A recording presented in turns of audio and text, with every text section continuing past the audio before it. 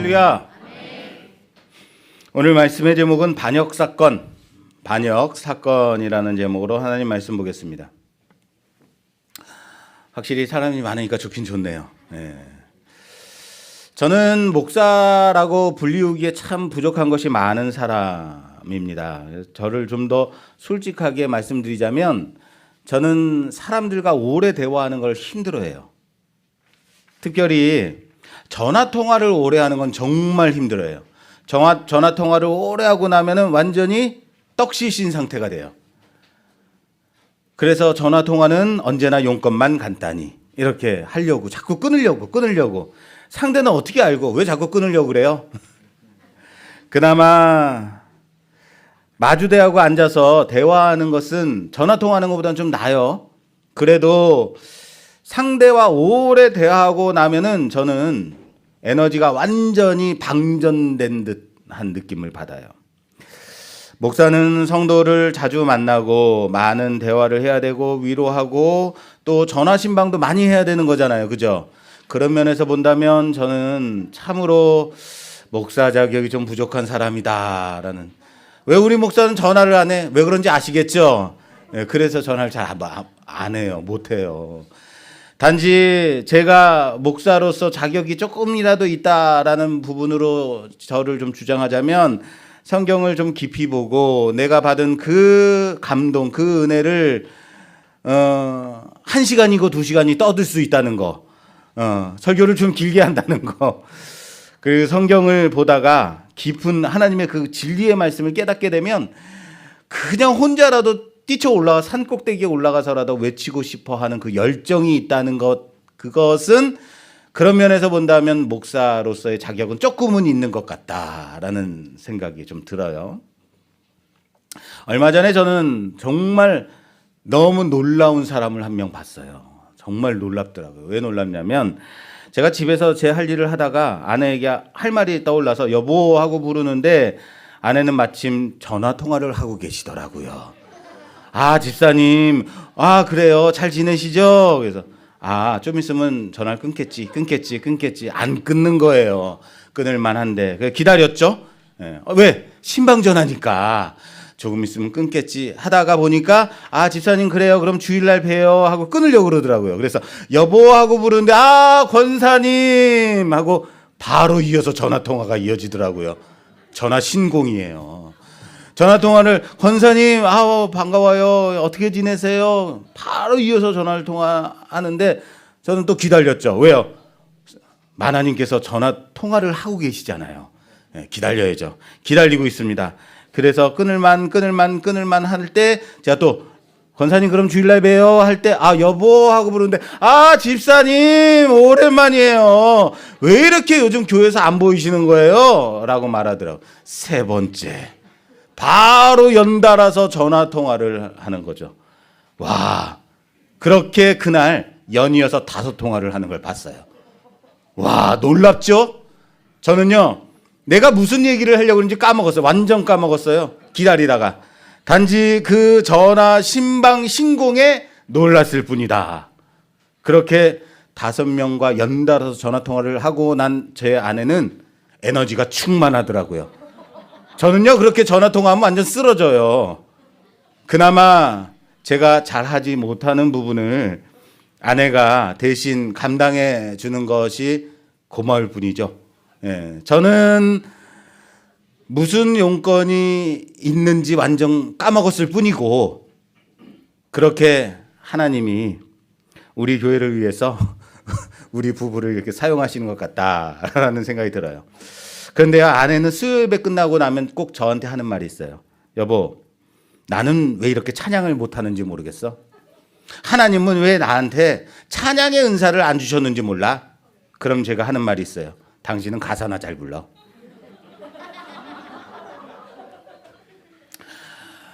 그 아내가 모든 걸 다 잘해서 목사가 하는 일까지 다 하면 나와서 찬양도 하고 기도해도 인도하고 나중에 말씀까지 전하면 그거 되겠어요?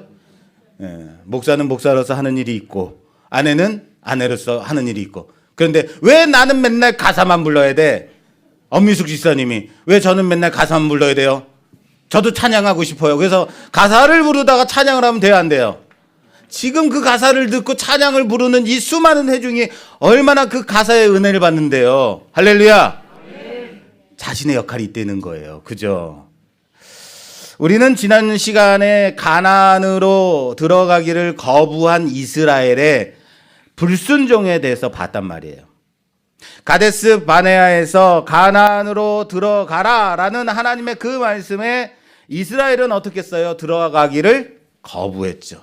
그리고 애굽으로 돌아가자라고 했습니다. 그러자 하나님은 불순종한 이스라엘에게 20세 이상 된 성인은 모두 다 광야 40년간 여기서 죽으리라.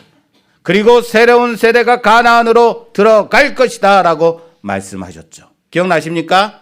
이에 자신들의 잘못을 후회하고, 제가 회개라고 하지 않았습니다. 뭐라 그랬어요?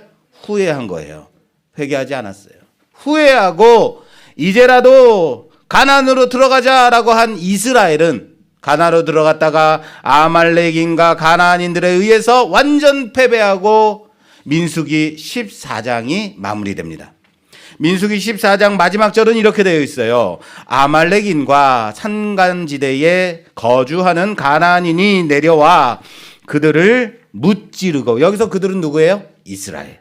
무찌르고 호르마까지 이르렀더라 라고 가데스 바네아에서 불순종의 사건이 14장 마지막 절로 마무리가 됩니다. 자, 여러분, 그러면 우리는 이스라엘은 이젠 가나안으로 못 들어가게 됐구나, 40년간 떠돌아다녀야 하는구나, 완전 망했구나 라고 생각될 수 있죠. 그런데 가데스 바네아 사건이 14장인데 그 다음 장은 몇 장 뭐겠어요? 모르세요? 14장 다음은 15장이에요. 그 다음 장 15장으로 넘기면 가나안으로 들어가지 못하는 이스라엘에게 하나님이 주시는 제사법이 나온다는 거예요. 뭐가 나와요? 제사법이 나와요. 가나안으로 들어가지는 못하는 이스라엘에게 제사법이 나와요. 자, 볼게요. 민수기 15장. 민수기 15장 1절에서 3절 말씀 봉독해 주시겠어요? 여호와께서 모세에게 말씀하여 이르시되 이스라엘 자손에게 말하여 그들에게 이르라. 너희는 내가 주어 살게 할 땅에 들어가서 여호와께 화제나 번제나 서원을 갚는 제사나 낙헌제나 정한 절기제의 소나 양을 여호와께 향기롭게 드릴 때에 3절까지요? 거기까지 봤나요? 네. 예. 제가 딴 생각하다가 자, 향기로운 제물을 드릴 때에라고 되어 있어요. 여러분, 이상하지 않습니까? 바로 이전 장에 너희는 절대 가나안으로 들어가지 못한다라고 진노하신 하나님이라고요. 그 하나님이 그 사건이 끝나자마자 너희는 내가 주어 살게 할 그 땅에 들어가서라고 내게 제물을 바칠 때는 이렇게 해야 한다라고 말씀하고 있다라는 거예요. 무슨 말인지 아시겠어요? 이게 여기에만 나와 있는 게 아니라 그 같은 장 그 뒷부분에 또 나와요. 자, 15장 17절에서 19절 말씀 여기까지 좀 봐주세요.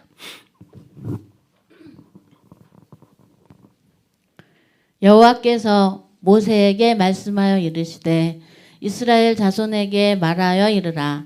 너희는 내가 인도하는 땅에 들어가거든 그 땅의 양식을 먹을 때에 여호와께 거제를 드리되. 아멘. 아멘. 자, 뭐라고 돼 있어요? 너희는 내가 인도하는 땅에 들어가거든. 내가 인도하는 땅이에요. 자, 따라 씁시다. 내가 인도하는 땅.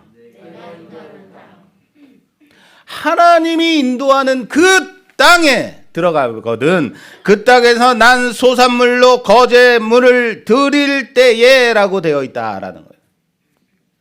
무슨 말인지 아시겠어요? 뭐가 이상한지 아시겠어요? 너희는 못 들어가. 가나안 땅에 못 들어가고 이 40명은 여기서 다 죽을 것이다 라고 말씀하셨지만 누가요? 하나님이 너희를 꼭 그 땅으로 들어가게 하리라 라고 말씀하시는 거예요. 너희는 그 땅에 들어가지 못한다라고 말씀하신 그 하나님은 너희는 그 땅으로 들어갈 것이다. 내가 인도하겠다라고 말씀하고 있다는 거예요.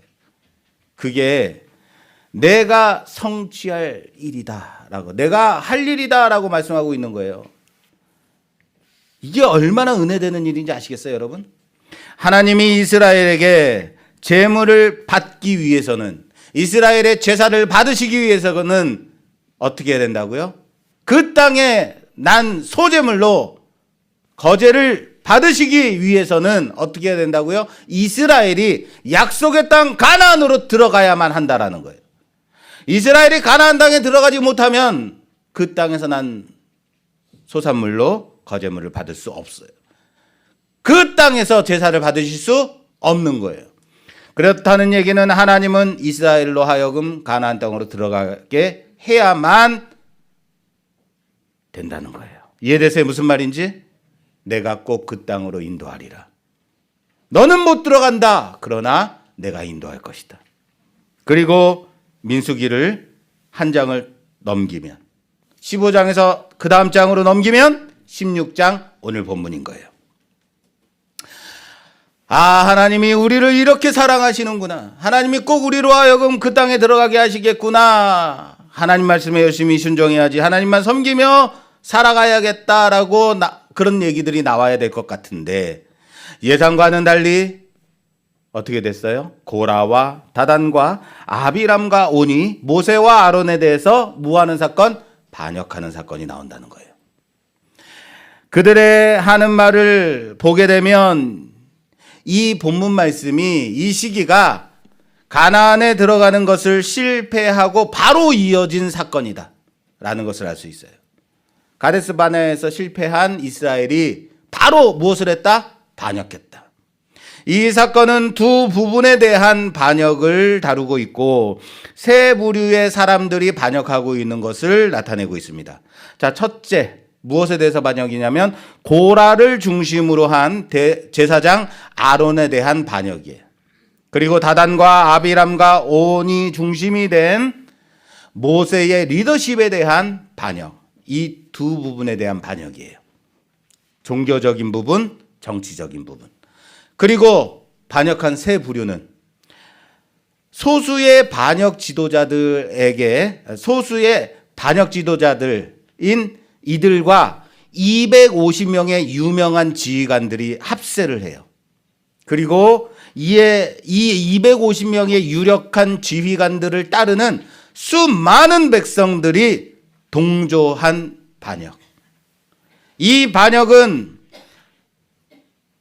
약간 명의 무리들이 반역을 이룬 지도자들이 반역한 것이 아니라 많은 수의 백성들이, 대다수의 백성들이 일종의 쿠데타를 일으킨 반역이었다. 심각한 반역이라고요. 먼저 고라가 누구냐면 레위의 증손 고핫의 손자 이스할의 아들 고라라고 소개되고 있습니다. 이게 왜 말씀드리냐면 모세와 아론이 누구냐면 레위의 증손 고핫의 손자 아므람의 아들들이에요. 모세와 아론. 고라는 모세와 아론과 사촌지간이라고요. 같은 할아버지를 두고 있는 사촌지간인데 아론은 대제사장으로서 제사를 섬기는 역할을 하고 있어요. 그런데 고라는 레위 지파 가운데서 가장 저는 중요하다고 주장을 하는데 고라 자신은 성소의 지성물을 옮기는 하찮은 일로 봤나 봐요. 그 직분을 가진 지파가 되었습니다. 또한 고라는 순서상으로 볼 때 고핫 자손의 지도자가 돼야 되는 사람이다라고 생각되어지는데 고핫 자손의 지휘관은 고라가 아니라 누구냐면 엘리야삽. 잠깐만요. 엘리사반이 지휘관이 됐어요. 어쩌면 이런 문제들이 최고의 자리를 원하는 고라에게 불만이 되었을 수는 있겠다라는 생각 들어요. 그래서 고라의 반역의 동기가 제사장이 되고자 하는 욕심에서 일어난 것이다라고 볼 수 있습니다. 모세도 너 제사장이 되려고 이러는 거잖아 라고 지적을 해요. 자, 오늘 본문으로 다시 돌아올게요. 16장 8절. 8절에서 9절 말씀, 10절까지 좀 봐주세요. 모세가 또 고라에게 이르되 너희 레위 자손들아 들으라.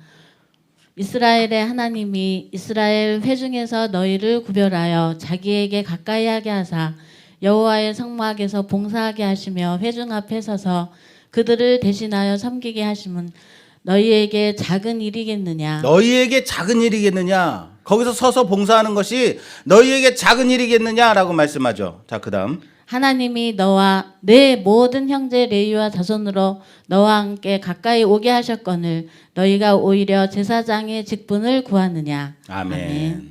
그렇습니다. 고라는 성막의 지성물을 옮기는 역할을 작게 여기고 있었단 말이에요. 그것보다 제사장의 역할을 하고 싶었던 것이다. 왜 나만 이런 허드렛 일을 해야만 하느냐? 왜 내가 우리 지파의 리더가 돼야 되는데 나를 왜 제외시킨 거야? 이런 마음이 있었던 거죠. 교회에서 가장 불만이 많이 나오는 곳이 어딘지 아세요? 주방이에요, 주방. 요즘 식사를 안 하니까 우리가 불만이 없어서 참 좋아요. 언제나 말이 어디서 나온다고요? 주방. 왜 나만 설거지해? 왜 나만 이거 치워? 왜 나만 이렇게 지저분한 거 하는 거야? 왜 맨날 나만 일찍 나와가지고 밥해야 돼? 이게 모든 교회에서 불만의 가장 탑이에요.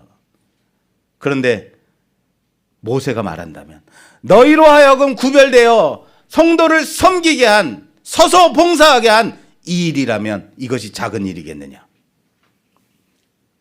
그런데 고라는 그것이 뭐가 됐다? 불만이 된 거예요. 자, 그리고 함께 반역한 다단과 아비람, 그리고 오늘 보면 이들은 루벤 족속으로 엘리압의 아들들로 형제들이에요. 이들이 다 형제들인데, 그리고 벨렛의 아들 오는 오직 이 본문에만 등장하는 사람인데 이 사람도 루벤 지파의 사람이에요. 루벤 지파에 속한 사람들이에요.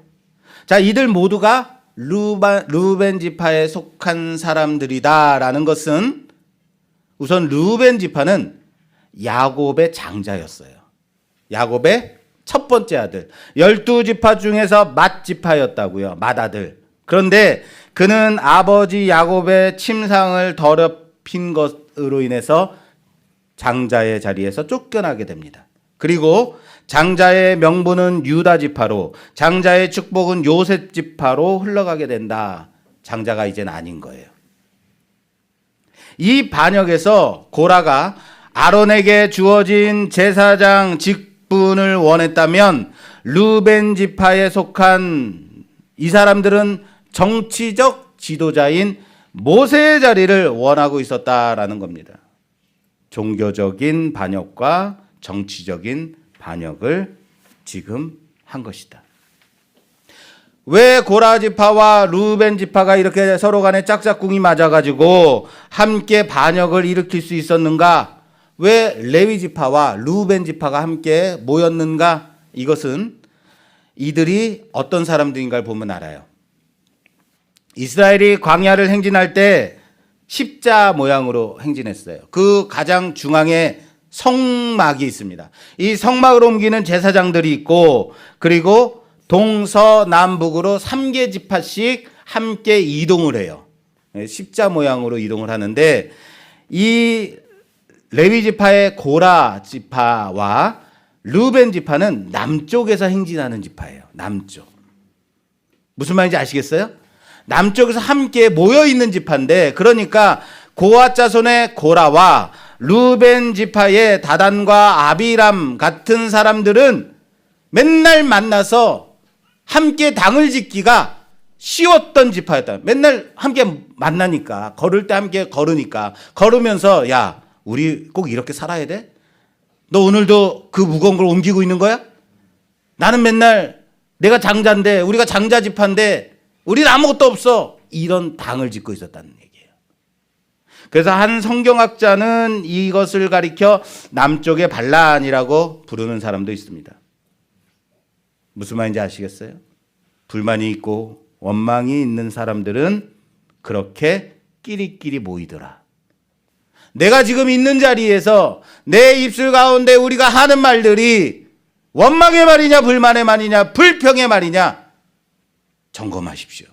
그렇게 모여서 불만을 함께 나누는 사람들은 하나님의 권위에 도전하더라 라는 겁니다.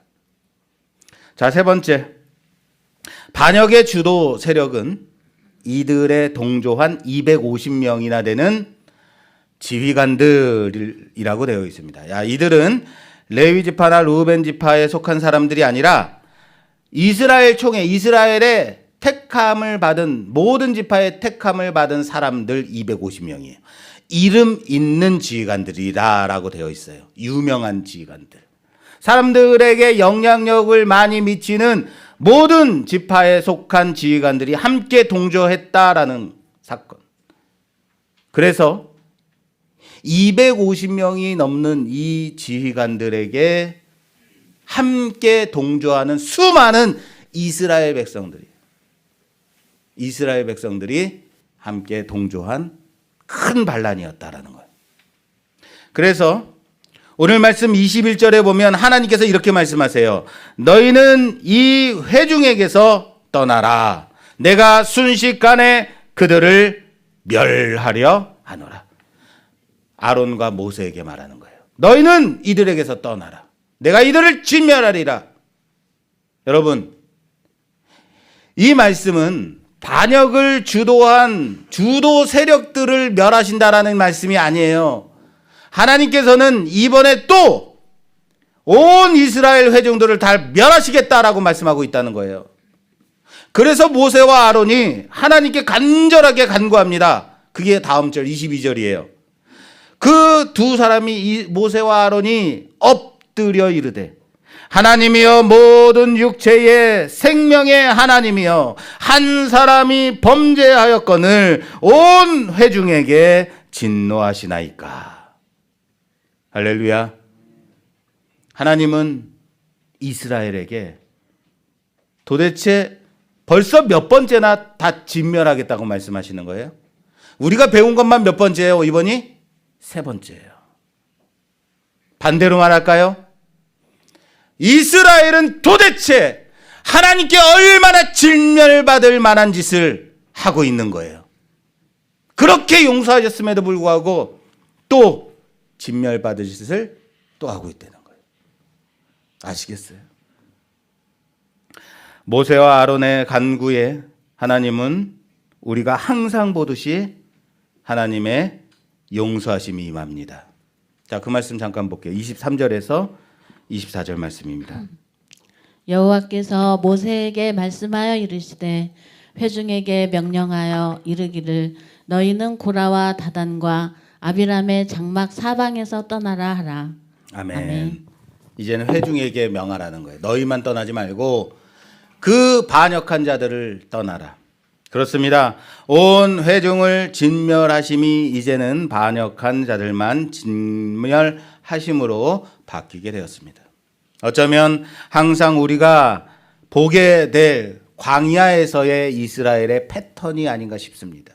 그리고 이 모습은 죄악된 우리의 모습, 그 패턴이 아닐까요? 그렇다면 여러분, 고라와 이 반역한 이들이 주장한 이 주장에 대해서 좀 살펴보도록 하겠습니다. 왜 이들이 이런 주장을, 어떤 주장으로 반역하고 있는가? 자, 오늘 본문 말씀 3절입니다. 3절 좀 봉독해 주세요. 3절. 그들이 모여서 모세와 아론을 거슬러 그들에게 이르되 너희가 분수에 지나도다. 회중이 다 각각 거룩하고 여호와께서도 그들 중에 계시거늘 너희가 어찌하여 여호와의 총회 위에 스스로 높이느냐. 아멘. 자, 이들이 주장하는 첫째, 모세와 아론이 분수에 지나치다라고 지나치게 행동한다라는 것이에요. 첫 번째. 자, 둘째, 회중이 다 각각 거룩한데 왜 너희가 스스로 높여서 회중이 하나님께 나아가는 길을 가로막고 있느냐라는 말이에요. 여러분, 회중이 다 각각 거룩하다, 여호와께서도 그들 중에 계시다라는 말은 매우 멋있는 말 같지 않습니까? 좋은 말 같지 않습니까? 그런데 실제로는요, 대단히 정치적인 말이에요. 이들은 회중을 높임으로써 이 말을 듣고 있는 그들의 마음을 자기 편으로 끌어들이고 있는 것이다라는 거예요. 여러분, 요즘 다시 선거철이 돌아왔죠? 이번에는 꽤 여러 장의 투표를 해야 된다고 그러더라고요. 평소에는 인사도 없던 사람들이 누가 구의원, 누가 구청장인지도 몰랐는데 어느 순간 지하철역에 나와서 막 열심히 인사하고 악수하려고 그러고 친한 척하고 그래요. 그죠? 그리고는 모든 것을 다 들어줄 수 있는 것처럼 열심히 막 귀를 기울여서 들어주는 척해요. 왜요? 그렇죠. 자기 편하라고, 자기 찍어달라고. 정치적인 거예요. 지금 이들이 주장하는 바가 그거예요. 회중이 다 거룩하다. 각각 거룩한데 왜 너희들이 하나님 앞으로 나아가는 말을 가로막느냐. 이 말은요, 어떻게 보면 매우 좋은 말 같아요. 게다가 신약 시대에는 만인 제사장이라고 그러죠. 우리는 모두 다 제사장이에요. 하나님 앞에 예배드리는 자들이라고요. 예수 그리스도로 인해서 우리는 더 이상 짐승의 제사를 제사장을 통해서 드릴 필요가 있다 없다? 없습니다. 제사장이, 왕 같은 제사장이 되었기 때문이에요. 그래서 모든 그리스도인은 거룩하다. 할렐루야. 모든 그리스도인은 거룩합니다. 이 말이 맞습니다. 그러나 그리스도가 오시기 전까지는 그렇지 않았다라는 거예요. 예수가 오기 전까지는. 이 말입니다. 지금은 맞지만 그때는 틀렸다. 자, 따라서 합시다. 지금은 맞지만 그때는 틀렸다. 하나님께 나아가는 자는 스스로는 결코 도저히 나아갈 수 없었습니다. 제사장을 통해서, 성막에서 드리는 제사를 통해서만 거룩해질 수 있었다라는 거예요. 그런데 지금 이들이 뭐라고 말하고 있습니까? 모든 백성이 다 이미 거룩한데 너희가 하나님께 나아가는 것을 가로막고 있도다 라고 말하고 있는 것입니다. 이들의 주장은 대단히 위험한 주장이에요. 왜요? 이들이 제사장 없이도, 중보자 없이도 누구든지 거룩하신 하나님께 나아갈 수 있다라고 말하고 있는 것이기 때문에 인간의 죄악됨과 하나님의 거룩함을 부정하는 거예요. 더 나아가서는 그리스도 예수 없이도 하나님께 나아갈 수 있다라고 주장하는 것이기 때문에 위험한 겁니다. 예수 그리스도 없이 하나님께 나아갈 수 있습니까? 없습니다. 죄악된 인간은 결코 스스로 하나님께 나아갈 수 없습니다. 그래서 우리가 나아갈 수 없기 때문에, 우리가 하나님께 나아갈 수 없기 때문에 하나님이 우리에게 오셨습니다. 그것이 성육신이죠. 이렇게 고라는 아론의 제사장 직분에 대해서 반역을 꾀하였습니다. 그리고 자, 이번엔 루벤 지파에 속한 사람들의 주장을 한번 살펴볼게요. 자, 오늘 본문 12절에서 14절 말씀 봉독해 주세요. 12절에서 14절. 모세가 엘리야바의 아들 다단과 아비람을 부르러 사람을 보냈더니 그들이 이르되 우리는 올라가지 않겠노라. 내가 우리를 젖과 꿀이 흐르는 땅에서 이끌어내어 광야에서 죽이려 함이 어찌 작은 일이기에 오히려 스스로 우리 위에 왕이 되려 하느냐. 이뿐 아니라 내가 우리를 젖과 꿀이 흐르는 땅으로 인도하여 드리지도 아니하고 밭도 포도원도 우리에게 기업으로 주지 아니하니 내가 이 사람들의 눈을 빼려느냐. 아멘. 우리는 올라가지 아니하겠노라. 아멘. 자, 이들의 주장이 두 번의 젖과 꿀이 흐르는 땅이 나와요. 그죠? 젖과 꿀이 흐르는 땅. 내가 우리를 젖과 꿀이 흐르는 땅에서 이끌어내어 광야에서 죽게 하는도다. 내가 우리를 젖과 꿀이 흐르는 땅으로 인도하여 드리지도 않는다. 두 번이나 말해요. 자, 여기서 젖과 꿀이 흐르는 땅은 어딜까요? 이 땅이 같은 곳일까요? 다른 곳일까요? 예, 가만히 보면 앞에 젖과 꿀이 흐르는 땅은 애굽을 가리키는 것 같아요. 그죠? 거기서 이끌어내어 광야에서 죽이려고 한다. 뒤에 젖과 꿀이 흐르는 땅은 가나안 땅을 말하는 것 같아요. 그죠? 거기에 인도하여 드리지도 않는다. 여러분 충격적이지 않습니까? 지금 이들은 자신들이 종되었던 땅, 그 애굽을 뭐라고 표현하고 있었어요? 젖과 꿀이 흐르는 땅, 하나님이 주시는 가나안 땅, 하나님이 주시는 그 약속의 땅이 젖과 꿀이 흐르는 땅인데 애굽 땅을 젖과 꿀이 흐르는 땅이라고 말하고 있었다라는 거예요. 또한 가나안으로 들어가지 못한 것이 누구 때문이에요? 자신들이 거부했기 때문에 들어가지 못했잖아요. 그런데 그 들어가지 못한 책임을 모세에게 전가시키고 있단 말이에요. 너 때문에 못 들어갔잖아. 이들의 논리는 모든 실패는 왕이 되려고 한 지도자 너 모세 때문이야. 너 때문에 못 들어간 거야 라고 말하고 있는 거예요. 이들은 모세를 향해서 다시 독설을 날립니다.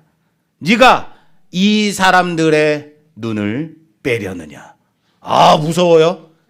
눈을 뺀대요. 근데 이 말은 히브리적 표현으로 속이다, 기만하다라는 뜻이에요. 눈을 뺀다는 것은 속이다, 기만하다. 다시 말해서 너는 사기치고 있는 거야. 너는 이 사람들을 기만하는 사람이야. 너는 사기꾼이야. 우리는 사기꾼의 말을 들을 필요가 없어. 네가 오라고 한다고 오고 가라고 한다고 갈 필요가 없어. 그래서 우리는 안 올라갈 거야. 네 말 들을 필요가 없어라고 말하는 거예요. 이들의 반역은 우리가 짐작하듯이 실패로 끝나게 됩니다. 모세는 지도자들로 하여금 향로를 가져와 과연 하나님이 누구의 향을 받으시는지 한번 해보자라고 합니다. 물론 이 생각은 모세의 생각이 아니라 하나님의 말씀에 의지한 것이었습니다. 과연 향로를 가져와서 향을 바칠 때 아론의 향을 받으시는지 모든 사람들의 향을 받으시는지 한번 하나님의 말씀에 한번 시험해보자. 하나님이 누구의 향을 받으시는지 한번 보자라고 말합니다.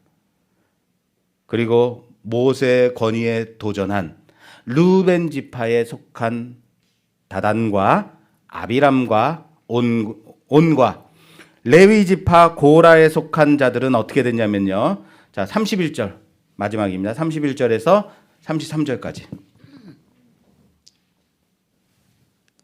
그가 이 모든 말을 마치자마자 그들이 섰던 땅바닥이 갈라지니라. 땅이 그 입을 열어 그들과 그들의 집과 고라에게 속한 모든 사람과 그들의 재물을 삼키매 그들과 그의 모든 재물이 산채로 수월에 빠지며 땅이 그 위에 덮이니 그들이 회중 가운데서 망하니라. 아멘. 땅이 갈라져 그들에게 속한 가족과 재물들이 다 땅 속으로 사라집니다. 말씀은 이것을 그들이 망했다라고 말하고 있습니다. 그리고 향로를 가지고 나온 250명은 어떻게 됐을까요? 이스라엘의 유력한 지도자들 250명의 향로를 가지고 나왔습니다. 그리고 이들은 하나님의 불에 의해 모두 다 죽게 됩니다. 35절에 여호와께로부터 불이 나와서 분향하는 250명을 불살랐더라. 참혹하지 않습니까? 사랑하는 여러분, 우린 그래서 이 본문 말씀을 가지고 어떤 교훈을 얻어야 될까요? 그러니까 목사한테 덤비면 안 됩니다. 그러니까 교회의 권위에 순종하십시오. 이런 말 하는 교회는 나가지 마십시오, 여러분. 자, 38절에 이렇게 돼 있어요. 사람들은 범죄하여 그들의 생명을 스스로 해하였거니와. 자기의 생명을 스스로 해하였대요. 범죄로. 그들이 향로를 여호와 앞에 드렸으므로 그 향로가 거룩하게 되었나니. 하나님께 드린 향로는 거룩해졌습니다. 그 향로를 쳐서 제단을 쌓는 철판을 만들라. 이스라엘 자손에게 표가 되리라. 할렐루야. 그들이 스스로의 죄로 인해서 자신들의 생명을 해하였습니다. 그러나 그들이 하나님께 가지고 나온 향로는 하나님에 의해서 거룩하게 받으셨습니다. 하나님께서 거룩하게 받으시고 그것을 쳐서 제단을 싸는 철판을 만들고 제단으로 사용하게 합니다. 그리고 이것을 보는 이스라엘의 교훈이 되도록 하십니다. 무슨 말인지 아시겠어요? 그들이 가지고 나온 향로는 나도 하나님께 스스로 나아갈 수 있다, 나도 스스로 거룩한 자이다 라고 증명해 보이겠다고 나온 향로예요. 그 반역이었다고요. 그러나 그들은 그들의 죄로 스스로 죽었습니다. 하나님은 그 향로를 거룩해 하사 그것으로 제사를 사용하는 제단으로 만들게 하셨다. 죄를 사하는 제단인 거예요. 죄를 사하는 제단. 오늘 이 반역의 사건은 다음 주에 이어서 보도록 하겠습니다. 오늘 이 사건 속에서 우리는 어떤 교훈을 얻어야 되는지 몇 가지 좀 살펴보고 말씀을 마무리하도록 하겠습니다. 자, 첫째, 받은 바 은혜를 작게 여기지 말라. 따라서 합시다. 받은 바 은혜를 작게 여기지 마라. 모세는 고라에게 말합니다. 이스라엘의 하나님이 이스라엘 회중에서 너희를 구별하여 자기에게 가까이 하게 하사 여호와의 성막에서 봉사하게 하시며 회중 앞에 서서 그들을 대신하여 섬기게 하심이 너희에게 작은 일이냐? 너희에게 작은 일이냐? 하나님이 너와 내 모든 형제 레위 자손으로 너와 함께 가까이 오게 하셨거늘 너희가 오히려 제사장의 직분을 구하느냐? 하나님께 가까이 나아가는 것이 아무나 나아갈 수 없는 것인데, 하나님을 섬기는 것이 아무나 섬길 수 없는 것인데 그것을 작게 여겼느냐? 회중을 대신하여 나아가는 것이 얼마나 거룩한 일인데 너희는 제사장을 원하느냐? 이들은 자신에게 맡긴 사명의 중대함을 알아야 했습니다. 하지만 그들은 아론의 대제사장 직분만을 바라봤던 것입니다. 왜 나는 저 멋진 자리에 서 있을 수 없는가 따지고 있었던 겁니다. 왜 나는 맨날 목사의 설교를 들어야 돼? 나도 저 앞에 나가서 좀 말할 게 있는데, 나도 간증할 게 있는데. 할렐루야. 그래서 고라 안에 생겨난 이 탐심은 자기가 하나님으로부터 받은 직분의 영광을 작은 일로 여기게 만들었다는 것입니다. 이것이 고라의 문제입니다. 고라는 레위인으로서 제사장 아론의 자리를 탐냈고 다단과 아비람과 오는 모세의 정치적인 지도자의 자리를 탐냈다라는 거예요. 만일 자기들이 하나님으로부터 받은 자리에 자족할 수 있었다면, 그들이 받아 누리는 은혜를 은혜로 여길 수 있었다면, 그리고 광야에서 40년을 보내야 한다는 하나님의 그 말씀을 겸손히 받아 회개할 수 있었다면 그들은 완전히 다른 길을 걸어갈 수 있었을 겁니다. 설령 그들이 광야에서 죽어야 한다 할지라도 그들은 복 있는 자의 죽음을 맞이할 수 있었을 겁니다. 그러나 그들은 자기들이 받은 은혜를 작은 일로 여겼기 때문에 전혀 다른 길로 갔다. 그리고 비극적인 죽음을 맞이하게 되었다라는 겁니다. 사랑하는 여러분, 여러분들이 받은 그 은혜를, 여러분들이 지금 서 있는 그 자리를 작게 여기지 마십시오. 모든 유혹에서 자신을 내주지 말아야 할 것입니다. 여러분들이 섬기는 그 자리, 여러분들이 있는 그 자리, 하나님께서 여러분들에게 맡기신 거라면요, 하나님이 여러분에게 위탁하신 거라면요, 여러분들은 이 위험한 자리에 서 있다는 사실. 그 유혹에 넘어간다면 위험한 자리에, 땅이 꺼지는 위험한 자리에 서 있는 거예요. 하나님의 은혜의 자리에 서 있는 자들이 되기를 주님의 이름으로 축원합니다. 두 번째, 우리들이 받을 교훈은 모든 주권, 하나님의 주권 아래에서 겸손하라라는 겁니다. 자, 따라하십시다. 하나님의 주권 아래 겸손하라. 이것은 받은 바 은혜를 작은 일로 여기지 않고 은혜를 은혜로 여기게 되면 당연히 주어지는 감동입니다. 하나님의 주권을 인정하는 것. 은혜를 받고 사는 것은 너무나 중요해서 아무리 강조하더라도 지나치지 않습니다. 하나님의 은혜 아래 있는 사람은 참으로 겸손하다라는 거예요. 내가 누군지 알아? 아니에요. 하나님께서 하셨음을 고백한다고요. 사도 베드로는 베드로전서 5장 6절 말씀에서 하나님의 능하신 손 아래에서 겸손하라. 때가 되면 너희를 높이시리라. 할렐루야. 때가 되면 높이신다는 말씀을 했어요. 그렇습니다. 사람을 높이기도 하고 낮추기도 하는 것은 하나님의 주권이라는 사실을 믿으시길 바랍니다. 하나님의 주권을 인정하고 산다면 하나님의 주권을 인정하는 법을 배워야 되는 것입니다. 그것이 겸손입니다. 무엇이 고라와 반역자들로 하여금 모세와 아론에게 거스르게 만들었을까요? 교만함이죠. 스스로 자족하지 않음인 거죠. 자기들이 모세와 아론의 자리에 있게 된다면 나는 더 잘할 수 있다는 오만한 생각이죠. 이 생각의 틈을 사단이 끼어들어간 거죠. 내가 더 잘할 수 있다. 내가 그 자리에 있으면 난 더 잘할 수 있어. 정말 과연 그럴까요? 더 잘할 수 있겠죠. 그러나 여러분 알아야 될 것이 무엇인지 아십니까? 하나님은 잘하는 자를 원하시는 것이 아니라 주어진 그 자리를 지키는 자, 성실하게 감당하는 자, 그 자를 원하신다고요. 잘하려면요 하나님이 다 하시죠.